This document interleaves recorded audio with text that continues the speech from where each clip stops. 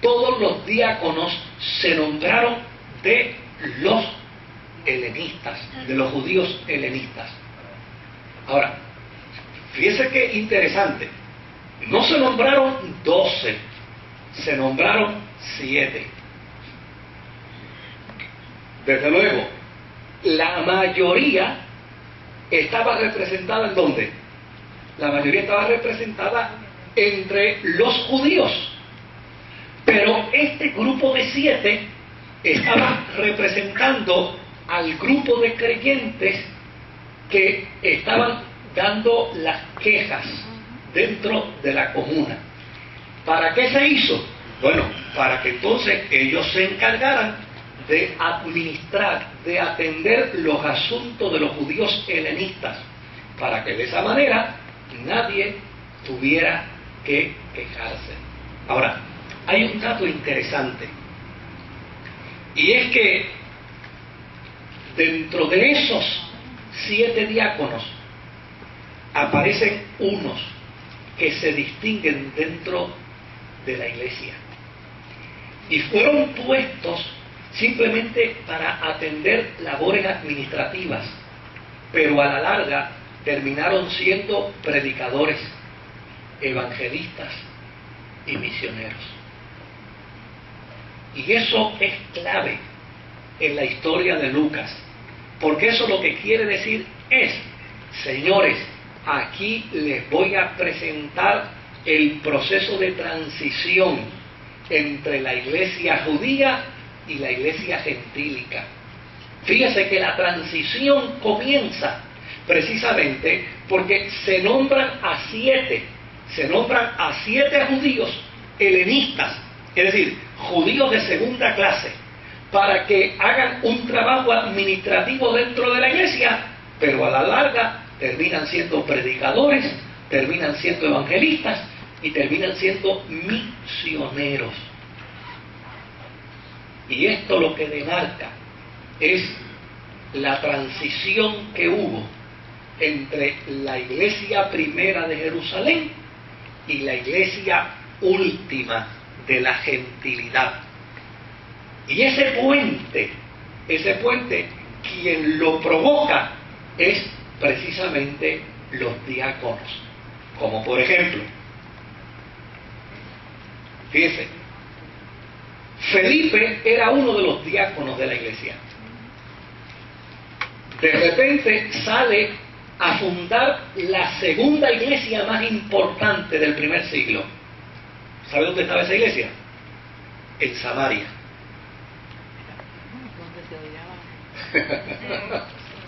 Donde los judíos se odiaban, donde había pleitos, donde había contienda religiosa entre samaritanos y judíos. Es que el Espíritu Santo tiene un sentido del humor extraordinario, ¿verdad? Fíjese dónde funda la segunda iglesia más importante. La primera iglesia está en Jerusalén, la segunda iglesia está en Samaria. Pero ¿quién funda esa iglesia en Samaria? Quien funda esa iglesia en Samaria es nada más y nada menos que uno de los diáconos de la iglesia, llamado Felipe. ¿Es el mismo apóstol? No, ese es otro Felipe. No es el apóstol. Este es uno de los Felipes de la diáspora, que viene y se integra a los 7 diáconos que fueron elegidos. Ahora, fíjense qué interesante lo que Lucas hace. Dice, Felipe fue a Samaria, pero cuando los cristianos de Jerusalén se enteraron que Felipe había fundado una iglesia en Samaria, enviaron a Pedro y a Juan para que la supervisaran. Fíjense qué interesante. Ahora, ¿por qué Lucas incluye eso en su historia? Porque Lucas va a comenzar a decirnos a nosotros, señores, la iglesia gentílica empieza a crearse con el apoyo moral y el reconocimiento espiritual de la iglesia de Jerusalén. Porque eso es importante. Eso era necesario. Ahora, note bien cómo se da el puente de la transición. Primero, los judíos Segundo, los judíos helenistas. Y tercero, los samaritanos, que a la sazón son judíos de tercera clase. ¿Ve? ¿Se da cuenta? Ahora, fíjense que es el primer indicio histórico que se encuentra de la historia del cristianismo que nos dice que la iglesia ya empezó a salirse de Jerusalén. Y ahora, salida de Jerusalén, viene y se comienza a formar en Samaria. Ahora, después de esta historia, después de la historia de Samaria y de la iglesia de Samaria, Lucas introduce la conversión nada más y nada menos que de Saulo de Tarso.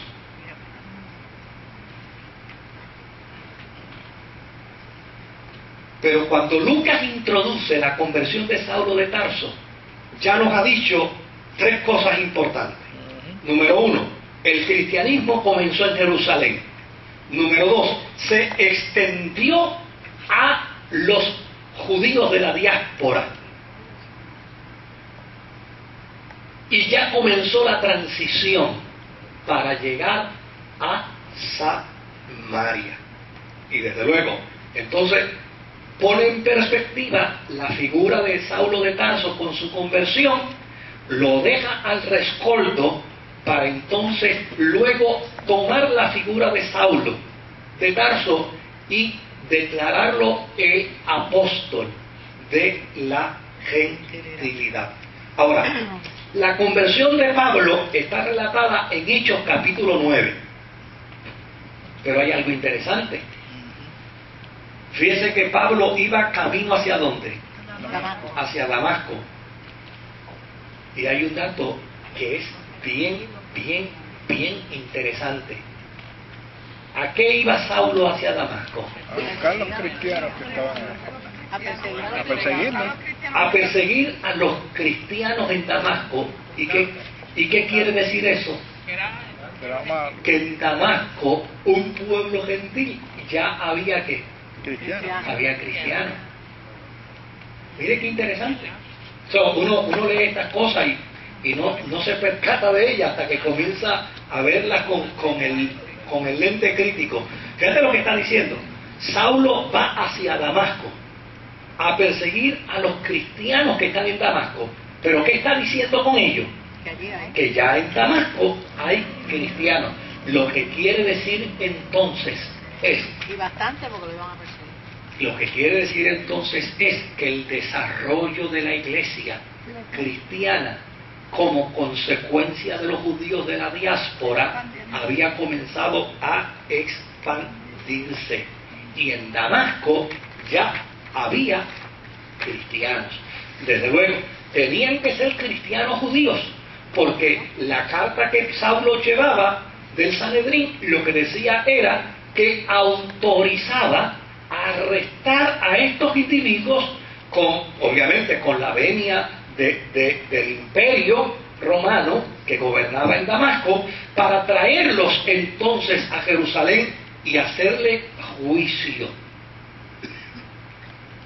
En Hechos 10,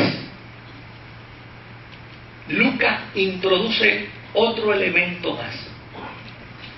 Nada más y nada menos que Pedro siendo movido por el Espíritu Santo para la casa de Cornelio. ¿Y quién es Cornelio? Un gentil. Y aquí se dan unas historias interesantísimas, porque desde luego esto plantea la obra del Espíritu Santo, pero esta obra del Espíritu Santo planteada en el arte literario de Lucas, lo que está diciendo es: señores, observen bien que los creyentes de Jerusalén se quedaron en Jerusalén, pero los cristianos judíos de la diáspora siguieron llevando el evangelio de donde ellos eran oriundos. No se detuvieron. Finalmente, esos cristianos empezaron a salir de Jerusalén.